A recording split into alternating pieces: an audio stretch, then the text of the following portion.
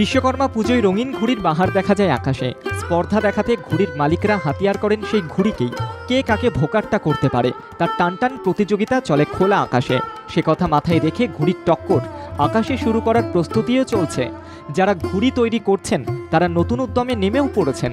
রাজ্যের নানা অংশের মতো জয়নগরের গঞ্জের বাজারেও চলছে জোর কদমে ঘুড়ি তৈরির কাজ। কারণ 17ই সেপ্টেম্বর রয়েছে বিশ্বকর্মা পুজো, আর সেদিন আকাশ জুড়ে উঠবে রব।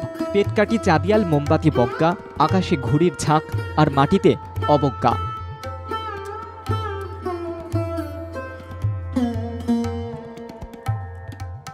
মাঞ্জা সুতোর মার্কাটারির লড়াই আর রঙিন ঘুড়ির আকাশজোড়া খেলা কিভাবে শুরু করতে হবে তার পরিকল্পনাও করছেন ঘুড়ির মালিকরা। রঙিন ঘুড়ির রংবাহারের এই উদ্যোগ বেশ নজর কাড়ছে। আগে পৌষ সংক্রান্তিতে এই ঘুড়ি ওড়ানোর চল ছিল, আর এখন বিশ্বকর্মা পুজোতে সেই ঘুড়ির গগনচুম্বী প্রতিযোগিতা বেড়েছে। আগে তো বিশ্বকর্মা পুজো এখানে ঘুড়ি হতো না, কিন্তু এখন তুলনামূলক বিশ্বকর্মা পুজো বছর মোটামুটি একটা চাপ আছে, বেচাকেনা হচ্ছে। একটা সময় আমাদের এখানে পৌষ সংক্রান্তি মেলায় উঠতো, বিশ্বকর্মা পুজো এখন টুকিটাকি বেচাকেনা। বিভিন্ন ঘুড়ির দোকানে বিশাল ভিড়ও নজর কেড়েছে।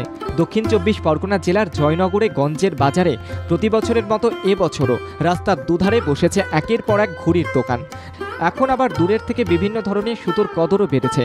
আগে যে কোনো সুতো দিয়েই ঘুড়ি ওড়ানো হতো, এখন আবার নানান ধরনের মাঞ্জা এসেছে। আগে কাঁচের গুঁড়োর মাঞ্জার জায়গায় এখন বাজার দখলে পাল্লা নিচ্ছে চীনের মাঞ্জা। বেশ ভালো ধার, শক্তপোক্তও বটে, কিন্তু চীনা মাঞ্জায় বিপদের কথা মাথায় রেখে প্রশাসন সতর্কতা বার্তা দিয়েছে, নজরদারিও বাড়িয়েছে নানা জায়গায়।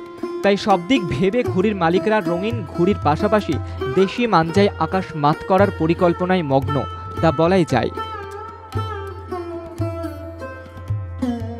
বাবলু প্রামাণিকের রিপোর্ট, বাংলা জাগো।